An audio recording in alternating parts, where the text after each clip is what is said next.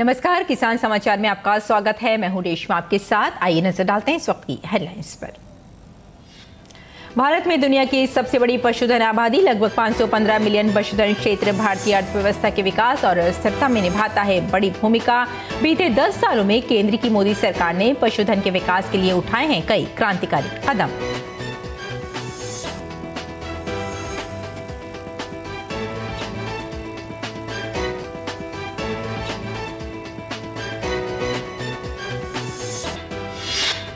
भारतीय बिजली क्षेत्र में बीते 10 वर्षों में देखा गया आमूलचूल परिवर्तन। लगभग 4,26,132 मेगावाट का है बिजली उत्पादन।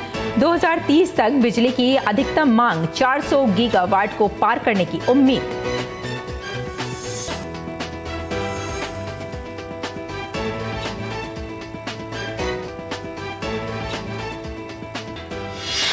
नई दिल्ली में देश के कृषि विश्वविद्यालयों के कुलपतियों और भारतीय कृषि अनुसंधान परिषद के संस्थानों के निदेशकों का सम्मेलन।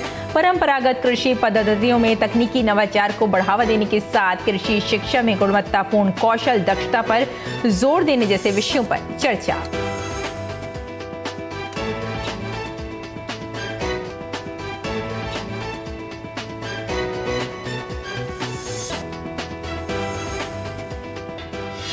और दिल्ली एनसीआर समेत उत्तर भारत के कई क्षेत्रों में बारिश। मौसम विभाग ने कहा, हिमालयी क्षेत्रों में अब कम हो सकती है भारी बारिश और बर्फबारी।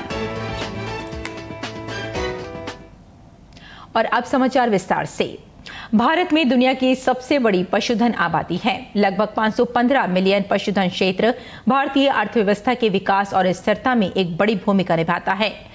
पशुपालन को हमेशा किसानों की सामाजिक आर्थिक स्थिति के विकास में एक महत्वपूर्ण कारक माना जाता है। बीते 10 सालों में केंद्र की मोदी सरकार ने पशुधन के विकास के लिए भी कई क्रांतिकारी कदम उठाए हैं, जिसका फायदा साफ तौर पर पशुपालकों को मिल रहा है।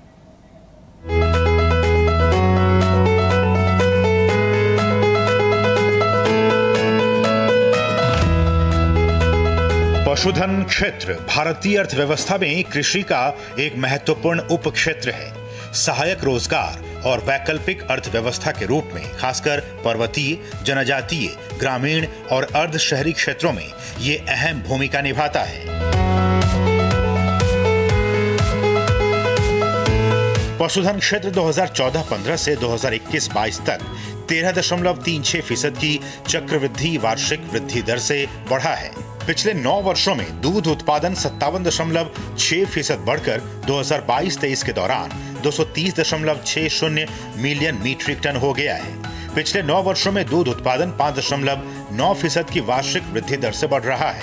चालू वित्तीय वर्ष के दौरान राष्ट्रीय गोकुल मिशन के तहत उपलब्ध बजट आवंटन में 44.92% की वृद्धि की गई है। पीएम मोदी की अध्यक्षता में केंद्रीय मंत्रिमंडल ने अवसंरचना विकास कोष के तहत लागू किए जाने वाले पशुपालन अवसंरचना विकास कोष को 29,610.25 करोड़ रुपए के परिव्यय के साथ 2025-26 तक अगले 3 वर्षों के लिए जारी रखने की मंजूरी दे दी थी। 20वीं पशुधन जनगणना के अनुसार देश में लगभग 303.76 मिलियन गोवंश, 74.26 मिलियन भेड़, 148.88 मिलियन बकरियां, 9.06 मिलियन सूअर और लगभग 851.81 मिलियन मुर्गियां हैं। डेयरी सेक्टर सबसे अहम क्षेत्र है जो राष्ट्रीय अर्थव्यवस्था में 5% योगदान देती है और 8 करोड़ से अधिक किसानों को सीधे रोजगार देती है। भारत दूध उत्पादन में पहले स्थान पर है और वैश्विक दूध उत्पादन में 24.64% का योगदान देता है। भारत दुनिया में अंडा उत्पादन में दूसरे और मांस उत्पादन में 5वें स्थान पर है। देश में अंडा उत्पादन 2022-23 में 138.38 बिलियन हो गया। देश में मांस उत्पादन 2022-23 में 9.77 मिलियन टन हो गया। पशुधन के लिए केंद्र की मोदी सरकार ने कई अहम योजनाएं भी शुरू की हैं, जैसे राष्ट्रीय गोकुल मिशन। इसमें स्वदेशी गोजातीय नस्लों के विकास और संरक्षण के लिए काम किया जा रहा है। राष्ट्रीय पशुधन मिशन योजना का केंद्र बिंदु रोजगार सृजन, उद्यमिता विकास, प्रति पशु उत्पादकता में वृद्धि और इस प्रकार मांस, बकरी के दूध, अंडे और ऊन के उत्पादन में वृद्धि है। राष्ट्रीय डिजिटल पशुधन मिशन के तहत विकसित भारत पशुधन प्रत्येक पशुधन को आवंटित एक 12 अंकों के टैग आईडी का उपयोग करेगा। भारत पशुधन गोवंश के लिए ट्रेसेबिलिटी प्रणाली प्रदान करके किसानों को सशक्त बनाएगा और बीमारी की निगरानी और नियंत्रण में भी मदद करेगा। पशुधन स्वास्थ्य और रोग नियंत्रण कार्यक्रम के तहत टीकाकरण द्वारा आर्थिक और जूनोटिक महत्व के पशु रोगों की रोकथाम के लिए भी कार्य किए जा रहे हैं। पशुधन जनगणना के तहत 2019 में 20वीं पशुधन जनगणना आयोजित की गई थी। पशुधन की प्रजातिवार और राज्यवार आबादी वाली अखिल भारतीय रिपोर्ट 20वीं पशुधन जनगणना 2019 प्रकाशित की गई है। तो इन तमाम बातों से ये स्पष्ट है कि बीते 10 वर्षों में केंद्र की मोदी सरकार पशुधन के मोर्चे पर भी लगातार आगे बढ़ती जा रही है और इससे जुड़े किसानों की आर्थिक उन्नति भी हो रही है।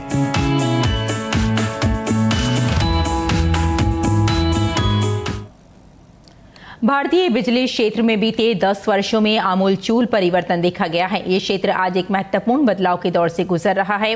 भारत में बिजली उद्योग का भविष्य उज्जवल है और निरंतर आर्थिक विकास भारत में बिजली की मांग को बढ़ा रहा है।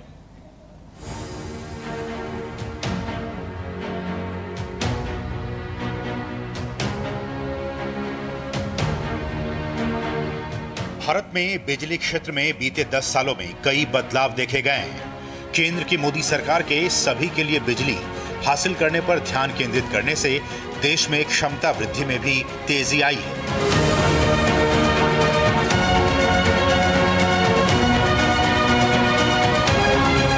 सरकार ने पिछले 9 वर्षों में 1,94,394 मेगावाट उत्पादन क्षमता जोड़कर बिजली क्षेत्र को बिजली की कमी से बिजली की अधिकता वाले क्षेत्र में बदल दिया है। बिजली उत्पादन की वर्तमान स्थापित क्षमता लगभग 4,26,132 मेगावाट है। आज पीएम मोदी के दूरदर्शी नेतृत्व में हर गांव और हर घर तक बिजली पहुंचा दी गई है। ग्रामीण क्षेत्रों में बिजली की उपलब्धता 2015 में 12 घंटे से बढ़कर 20.6 घंटे और शहरी क्षेत्रों में 23.8 घंटे तक बढ़ गई है। सभी के लिए किफायती एलईडी यानी उजाला योजना, जिसके तहत प्रधानमंत्री ने 5 जनवरी 2015 को इस कार्यक्रम का शुभारंभ किया था।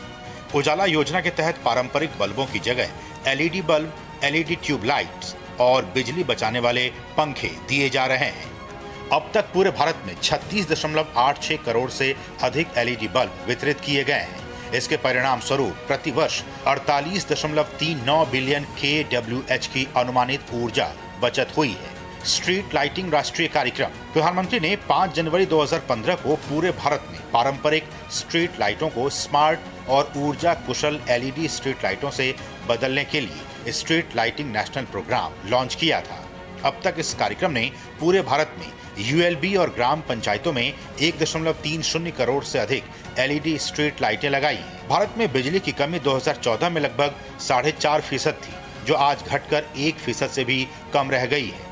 बीते 19 महीनों में ही 29 मिलियन घरों में बिजली पहुंचाते हुए मोदी सरकार ने सार्वभौमिक बिजली की पहुंच सुनिश्चित की है। सरकार ने लगभग 194 गीगावाट बिजली क्षमता भी बढ़ाई है, जिसमें से लगभग 107 गीगावाट नवीकरणीय ऊर्जा है। बीते 10 सालों में लाखों किलोमीटर ट्रांसमिशन लाइनों का निर्माण किया गया है, जिसने पूरे देश को एक आवृत्ति पर एक ग्रिड में जोड़ा है, जिससे ये दुनिया का सबसे बड़ा एकीकृत ग्रिड बन गया है। 2014 में अधिकतम मांग 130 गीगावाट के आसपास थी, जबकि आज 243 गीगावाट के आसपास है। 2030 तक बिजली की अधिकतम मांग 400 गीगावाट को पार करने की उम्मीद है, जो कि अर्थव्यवस्था की तेज वृद्धि का संकेत है। पिछले वर्ष मांग 9% की दर से बढ़ी और इस वर्ष 10% की दर से बढ़ रही है। साथ ही 2030 तक 500 गीगावाट नवीकरणीय क्षमता को भी भारत पार कर जाएगा। फिलहाल पहले से ही 7 मिलियन टन हरित हाइड्रोजन बनाने की भारत की योजना है। तो कह सकते हैं कि भारत का पावर सेक्टर बीते 10 सालों में कई सुधारों के साथ ही घर घर को रोशन कर रहा है और एक उज्जवल भविष्य की तरफ कदम आगे बढ़ा रहा है।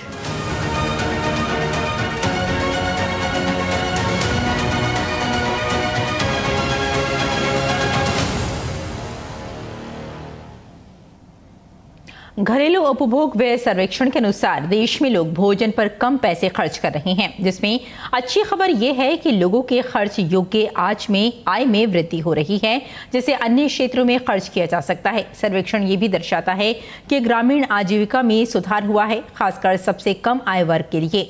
ग्रामीण और शहरी मासिक प्रति व्यक्ति उपभोग व्यय के बीच का अंतर कम हुआ। ये 2022 और 23 में घटकर 71% हो गया है, जो 2011-12 में 84% और 2004-5 में 90% से अधिक था। सर्वेक्षण में कहा गया है कि ग्रामीण परिवार भी अपनी आय के हिस्से के रूप में शहरी परिवारों की तुलना में प्रोटीन से संबंधित वस्तुओं पर अधिक खर्च कर रहे हैं। ये सभी सकारात्मक परिणाम मुफ्त खाद्यान्न, ग्रामीण रोजगार और बुनियादी ढांचे के विकास को सुनिश्चित करते हैं। केंद्रीय कृषि एवं किसान कल्याण मंत्री अर्जुन मुंडा ने कहा कि देश में दूसरी हरित क्रांति संबंधी वैज्ञानिक प्रयोगों में पारिस्थितिकी संतुलन और मिट्टी के टिकाऊ स्वास्थ्य का पूरा ध्यान रखा जाएगा। जल, जंगल, जमीन और प्राकृतिक जीवन व्यवस्था से न्यूनतम छेड़छाड़ करते हुए कृषि उत्पादन और उत्पादकता बढ़ाने का प्रयास होगा। केंद्रीय कृषि मंत्री ने बिरसा कृषि विश्वविद्यालय रांची में आयोजित 3 दिवसीय एग्रोटेक किसान मेले का उद्घाटन करते हुए कहा कि भारतीय जीवन पद्धति और भारतीय मिट्टी में बहुत ताकत है। इस ताकत और यहाँ की मिट्टी में उपलब्ध पोषक तत्वों को बचाए रखने के लिए सजगता के साथ अगली कृषि क्रांति के लिए सबको काम करना होगा। और दिल्ली स्थित ICAR परिसर में बने भारत रत्न डॉक्टर C सुब्रमण्यम सभागार में देश के कृषि विश्वविद्यालयों के कुलपतियों और भारतीय कृषि अनुसंधान परिषद के संस्थानों के निदेशकों का सम्मेलन आयोजित किया गया। सम्मेलन में परंपरागत कृषि पद्धतियों में तकनीकी नवाचार को बढ़ावा देने के साथ कृषि शिक्षा में गुणवत्तापूर्ण कौशल दक्षता को बढ़ावा देने जैसे विषयों पर चर्चा हुई। देखते हैं OP यादव की ये रिपोर्ट। नई दिल्ली में देश के कृषि विश्वविद्यालयों के कुलपतियों और भारतीय कृषि अनुसंधान परिषद के संस्थानों के निदेशकों का राष्ट्रीय सम्मेलन आयोजित हुआ। सम्मेलन में भाग लेने आए ICAR के महानिदेशक डॉक्टर हिमांशु पाठक ने कहा कि सालाना आयोजित होने वाले इस सम्मेलन में कृषि की परंपरागत पद्धतियों, कौशल विकास और CSR जैसे मुद्दों पर चर्चा हुई। स्किल डेवलपमेंट कैसे हमारे छात्रों के बीच में, किसानों तक और खास करके हमारे जो वैज्ञानिक गण हैं, इनको भी नए विज्ञान, नए टूल्स, नए टेक्नोलॉजी का स्किल किस तरीके से इसका बढ़ाया जाए, इसके ऊपर हम जोर दे रहे हैं। चाहे यूनिवर्सिटीज़ हो, चाहे हमारे इंस्टीट्यूट्स हो, इसका फंडिंग सपोर्ट बेस बढ़ाने की बड़ा ज़रूरत है। इसमें सरकार की ओर से काफ़ी सारे कदम उठाया जा रहा है, लेकिन साथ साथ हम ये भी मानते हैं कि इसमें इंडस्ट्री को साथ मिल करके उनके साथ भागीदारी में अगर हम काम करेंगे तो हमारा रिसर्च, एजुकेशन और एक्सटेंशन का क्वालिटी भी बढ़ेगा और इसमें कुछ बजट जनरेशन भी इसमें हो सकता है। सम्मेलन में मौजूद कृषि वैज्ञानिक चयन मंडल के अध्यक्ष डॉक्टर संजय कुमार ने कहा कि कृषि क्षेत्र में उत्कृष्ट मानव संसाधन चयनित कर देश के लिए तैयार करना हमारी प्राथमिकता है। ASR भी हमेशा ये चाहेगा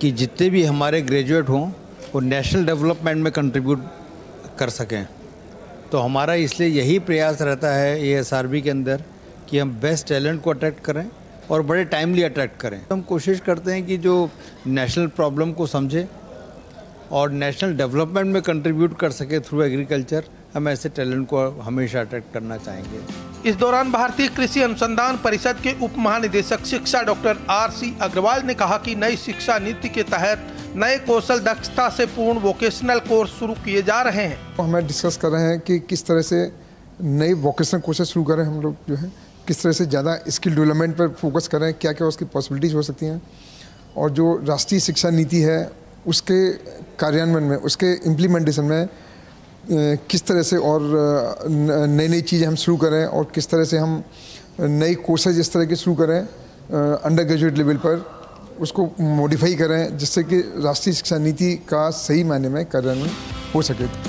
सम्मेलन में मौजूद रानी लक्ष्मीबाई केंद्रीय कृषि विश्वविद्यालय झांसी के कुलपति प्रोफेसर AK सिंह ने कहा कि नई शिक्षा नीति का छात्रों को फायदा मिले, इसके लिए परंपरागत कोर्सेज को आधुनिक करने की जरूरत है। न्यू एजुकेशन पॉलिसी में विशेष मुद्दा स्किलिंग का है कि जो विद्यार्थी खास करके उसमें से पास आउट होंगे उनको किस तरह का कौशल चाहिए। वर्ल्ड में यदि देखें तो जो टॉप की 10 जॉब्स अपॉर्चुनिटीज़ हैं उसमें इंफॉर्मेशन टेक्नोलॉजी, डिजिटल एग्रीकल्चर, इसकी संभावनाएं हैं और अभी जो हमारे ट्रेडिशनल कोर्सेज हैं उसको पूरी तरह से परिवर्तित करने की ज़रूरत है मॉडर्न फ्यूचर को देखते हुए और देश की रिक्वायरमेंट्स को देखते हुए। सम्मेलन में भाग लेने आए महाराणा प्रताप कृषि एवं प्रौद्योगिकी विश्वविद्यालय उदयपुर के कुलपति प्रोफेसर अजीत कुमार कर्नाटक ने कहा कि कृषि क्षेत्र में नई शिक्षा नीति युवाओं को रोजगार लेने के बजाय रोजगार देने वाले मानव संसाधन तैयार करने का माध्यम बन रही है। मुझे बड़ी खुशी है कि स्किल डेवलपमेंट पर ध्यान दिया जा रहा है, एंटरप्रेन्योरशिप पर ध्यान दिया जा रहा है और किस तरह से जो छात्र है या छात्रा है वो नौकरी पाने के लिए न दौड़े बल्कि एक ऐसा संस्थान खड़ा करे जिसमें वो अपने इस विधा कृषि विधा से रिलेटेड लोगों को सर्विस दे। तो इस तरह की बात चली और साथ में ये बात चल रही है कि कृषि को किस तरह से परिवर्तित करें, किस तरह से हम लोग विविधीकरण करें कृषि का। सम्मेलन में मौजूद चौधरी चरण सिंह हरियाणा कृषि विश्वविद्यालय हिसार और महाराणा प्रताप उद्यान विश्वविद्यालय करनाल के कुलपतियों ने भी अपने विचार रखे। मैं चूँकि वाइस चांसलर के रूप में आज इसमें पार्टिसिपेट कर रहा हूं, तो हम अपने क्षेत्र में किस तरह की समस्या को देख रहे हैं और उसको हमें वृहद रूप में लेकर के चलें, तो उसको साथ में जोड़ते हुए जो हमारी कॉमन प्रॉब्लम्स है उसको डिस्कस करते हैं और हमारे कॉमन इश्यूज़ हैं तो आपस में भी हम लोग शेयर करते हैं। जैसे कि आज का एक बड़ा अच्छा जो एक सेटअप है जिसमें ब्रेकआउट सेशन है, 8 ब्रेकआउट सेशंस में अलग अलग मुद्दों पर जो है चर्चा होगी, ये इसका मुख्य बिंदु है। विश्वविद्यालयों और हमारी जितने भी अनुसंधान है, विस्तार गतिविधियां हैं, पठन पाठन की गतिविधियां, उनसे संबंधित 2 दिन तक चर्चा रहेगी। और जैसा कि इनॉग्रेल सेशन में आपने देखा कि यदि हमें हमारे माननीय प्रधानमंत्री जी का सपना कि 2047 तक हम विकसित राष्ट्र होंगे, उसको साकार करना है तो कृषि को ट्रांसफॉर्म करना उतना ही आवश्यक है। 2 दिन तक चलने वाले इस महत्वपूर्ण सम्मेलन में देश के केंद्रीय कृषि विश्वविद्यालयों, राज्य विश्वविद्यालयों के कुलपतियों और ICAR के संस्थानों के निदेशक भाग ले रहे हैं। इसमें जो ब्रेकआउट सेशंस होंगे इनमें DDG के साथ चर्चा हुई और इसमें जो फ्लैग किए गए इशू उनके कुछ सॉल्यूशंस भी निकले हैं और डिप्लोमा कोर्सेज के बारे में भी बताया गया है। तो ये सारी चीज़ें जो आगे जा कर के हमें समझ में यही आता है कि ये ICAR का जो एफिशिएंसी है, वर्किंग एफिशिएंसी और स्टेट एग्रीकल्चर यूनिवर्सिटीज़ का, तो ये सारा प्रोग्राम जो हुआ है ये बहुत ही फ्रूटफुल रहा है डिस्कशन। सम्मेलन में एजुकेशनल एक्सपीरियंस, स्किल एक्सपीरियंस और लर्निंग एक्सपीरियंस से छात्रों को आत्मसात कराने के साथ CSR का कृषि शिक्षा और शोध और प्रसार कार्यों में कैसे बेहतर उपयोग हो, इस पर चिंतन मनन होगा। राजधानी नई दिल्ली में कृषि विश्वविद्यालयों के कुलपतियों और भारतीय कृषि अनुसंधान परिषद के निदेशकों का वार्षिक सम्मेलन आयोजित किया गया। सम्मेलन में एक ओर जहाँ कौशलता युक्त गुणवत्तापूर्ण शिक्षा देने पर जोर दिया गया, वहीं शिक्षा शोध और अनुसंधान को बढ़ावा देने के लिए CSR फंड जुटाकर अत्यधिक संसाधनों को बढ़ावा देने पर भी सहमति बनी। मेरे सहयोगी कैमरामैन अजय कुमार के साथ मैं OP Yadav, DD news, Delhi. उत्तर भारत में मौसम का मिजाज बदला हुआ है। शनिवार देर रात से दिल्ली NCR समेत कई राज्यों में बारिश हुई। मौसम विभाग ने कहा कि दिन में भी बादल छाए रहेंगे। दिल्ली NCR के तापमान में और गिरावट का अनुमान है। मौसम विभाग की माने तो आने वाले दिनों में मौसम स्थिर रह सकता है। हिमाचल में शनिवार को अधिकतर स्थानों पर वर्षा व हिमपात के कारण ठंड बढ़ गई है। वहीं उत्तराखंड के हरिद्वार के कई क्षेत्रों में बारिश के साथ ओलावृष्टि हुई। हालांकि मौसम विभाग के अनुसार हिमालयी क्षेत्रों में अब भारी बारिश और बर्फबारी कम हो सकती है। दूसरी तरफ उत्तर प्रदेश में कानपुर शहर के कुछ हिस्सों में किसान बारिश को गेहूं व अन्य फसलों के लिए अच्छा मान रहे हैं। उनका कहना है कि खेतों में अब सिंचाई की जरूरत नहीं रही। इलाके में न्यूनतम तापमान 9.4 डिग्री से बढ़कर 18.4 पर पहुंच गया। हिमाचल प्रदेश में मौसम ने करवट ली है। हिमाचल प्रदेश के कुल्लू जिले के रोहतांग क्षेत्र बर्फ की सफेद चादर ओढ़ ली है। रोहतांग क्षेत्र में ताजा बर्फबारी हुई, जिसके बाद इलाका बर्फ की चादर में ढक गया। इससे पहले मनाली में भी बर्फबारी हुई थी। मनाली के सभी पर्यटन स्थल बर्फ से ढक गए। और आइए अब जान लेते हैं मंडी भाव के बारे में।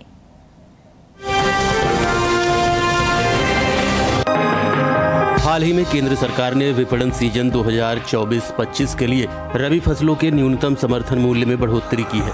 रबी फसलों में सबसे ज्यादा बढ़ोतरी मसूर की दाल की एमएसपी में हुई है। रबी सीजन 2024-25 के लिए मसूर की दाल की एमएसपी में 425 रुपए प्रति क्विंटल की बढ़ोतरी हुई है और अब इसका न्यूनतम समर्थन मूल्य 6,000 रुपए से बढ़कर 6,425 रुपए प्रति क्विंटल हो गया है।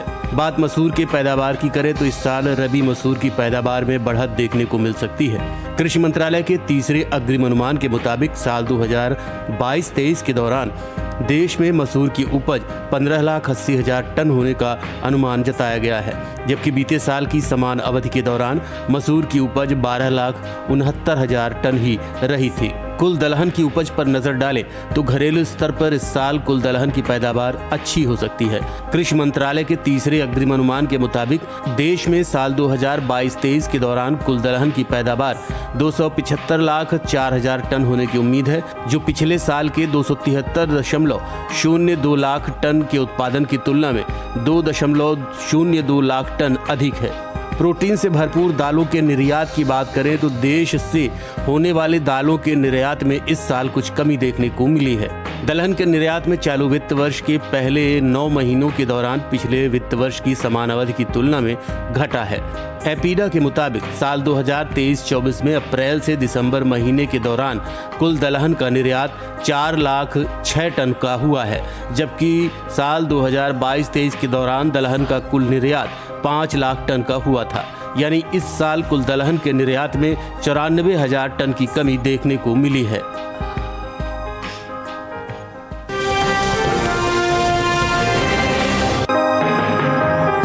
उनतीस फरवरी को कृषि एवं किसान कल्याण मंत्रालय की ओर से साल 2023-24 के लिए प्रमुख खरीफ और रबी मौसम फसलों की पैदावार का दूसरा अग्रिम अनुमान जारी किया गया है, जिसमें पिछले कृषि वर्ष से जायद के मौसम को रबी मौसम से अलग कर दिया गया है और इसलिए इस साल क्षेत्र उत्पादन और उपज के दूसरे अग्रिम अनुमान में सिर्फ 2 ही मौसम को शामिल किया गया है, जो है खरीफ और रबी मौसम। रबी और खरीफ तिलहन की उपज पर नजर डालें तो साल 2023-24 के दौरान खरीफ तिलहन की पैदावार 228.42 लाख मीट्रिक टन होने का अनुमान जताया गया है, जबकि रबी तिलहन की उपज साल 2023-24 में 137.56 लाख मीट्रिक टन हो सकती है।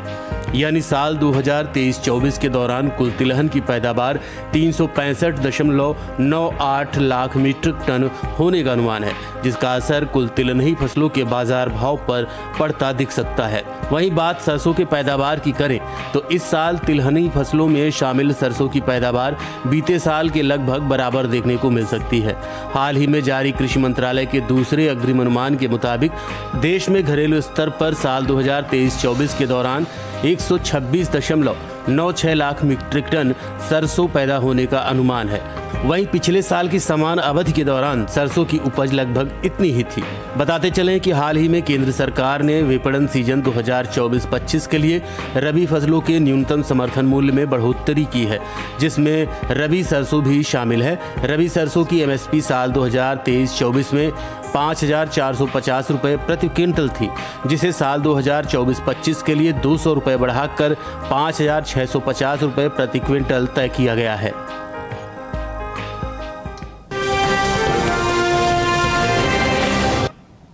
और आइए अब जानते हैं कि किसान इस मौसम में कैसे रखें अपनी खेती का ख्याल।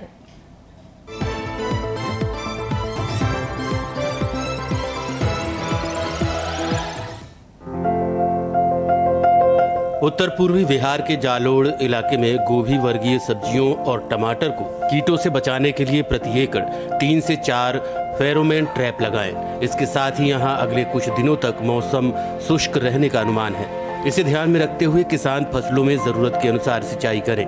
वहीं उत्तर पश्चिमी बिहार के जालोड़ इलाके में इस समय ग्रीष्मकालीन मक्के की बुआई करें। इसके अलावा यहाँ के किसान मूंग और उड़द की बुआई के लिए खेत तैयार करें। दक्षिणी बिहार के जालोड़ इलाके में ग्रीष्मकालीन सब्जियों की बुआई के लिए खेत तैयार करें। खेती की तैयारी करते समय किसान प्रति हेक्टेयर 150 से 200 क्विंटल गोबर खाद खेतों में मिलाएं और पूरे खेत में अच्छी तरह फैला दें। वहीं झारखंड की बात करें तो यहाँ के दक्षिण पूर्वी पठारी इलाकों में इस समय आलू और प्याज में रोगों के अलावा मिर्च और कीटों की निगरानी करते रहें।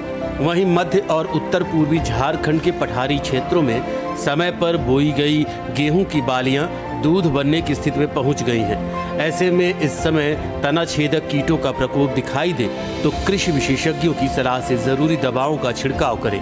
इसके साथ ही यहाँ खेतों में नमी बनाए रखें। पश्चिमी झारखंड के पठारी इलाकों के किसान पॉली हाउस में कद्दू, करेला, खीरा और तरबूज जैसी सब्जियों की नर्सरी तैयार करें। पश्चिमी झारखंड के पठारी इलाकों में ही अगर बादल छाए हों तो उस समय किसान खेतों में कीटनाशकों, दवाओं या उर्वरकों का छिड़काव न करें।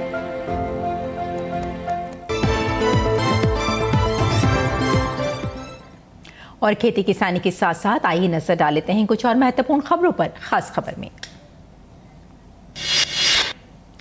प्रधानमंत्री नरेंद्र मोदी ने 22 जनवरी को प्रधानमंत्री सूर्य उदय योजना की घोषणा की थी। इसका लक्ष्य 1 करोड़ घरों को छत पर सौर प्रणाली प्रदान करना, बिजली बिल कम करना और ऊर्जा आत्मनिर्भरता को बढ़ावा देना है।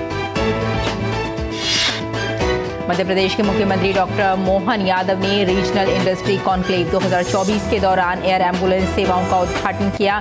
हेली एम्बुलेंस और फिक्स्ड विंग एयर एम्बुलेंस एवं प्रशिक्षित डॉक्टरों और पैरामेडिक्स की उपलब्धता वाली इस व्यापक सेवा का लक्ष्य सभी जिलों और प्रशासनिक प्रभागों को कवर करना है। भाजपा ने लोकसभा चुनाव के लिए 16 राज्य और 2 केंद्र शासित प्रदेश से 195 उम्मीदवारों की पहली सूची जारी कर दी है। प्रधानमंत्री नरेंद्र मोदी एक बार फिर वाराणसी से चुनाव लड़ेंगे। 34 केंद्रीय मंत्री और 2 पूर्व मुख्यमंत्री को भी टिकट दिया गया है। भाजपा द्वारा लोकसभा चुनाव 2024 के लिए वाराणसी सीट से प्रधानमंत्री नरेंद्र मोदी के चुनाव लड़ने की घोषणा के बाद भाजपा कार्यकर्ताओं ने जश्न मनाया। आरएलडी प्रमुख जयंत चौधरी ने दिल्ली में बीजेपी अध्यक्ष जेपी नड्डा और केंद्रीय गृह मंत्री अमित शाह से मुलाकात की। बीजेपी अध्यक्ष जेपी नड्डा ने सोशल मीडिया मंच एक्स पर इसकी जानकारी दी। त्रिपुरा में शांति के नए युग की शुरुआत हुई है। केंद्र सरकार, त्रिपुरा सरकार और टिप्रा मोथा नाम से लोकप्रिय स्वदेशी प्रगतिशील क्षेत्रीय गठबंधन और अन्य हितधारकों के बीच त्रिपक्षीय समझौते पर नई दिल्ली में हस्ताक्षर किए गए। देश में रेलवे का तेजी से विकास हो रहा है। देश भर में रेलवे स्टेशनों के विकास, आधुनिकीकरण और सौंदर्यीकरण के लिए अमृत भारत स्टेशन योजना शुरू की गई है। उद्योग और कारोबार से जुड़ा BNI विज एक्सपो जयपुर में 15 मार्च से शुरू होगा। आयोजकों के अनुसार जयपुर में होने वाली इस 3 दिवसीय आयोजन में 1200 से अधिक उद्यमियों के शामिल होने की संभावना है। तो किसान समाचार में फिलहाल इतना ही। अनुमति दें। नमस्कार।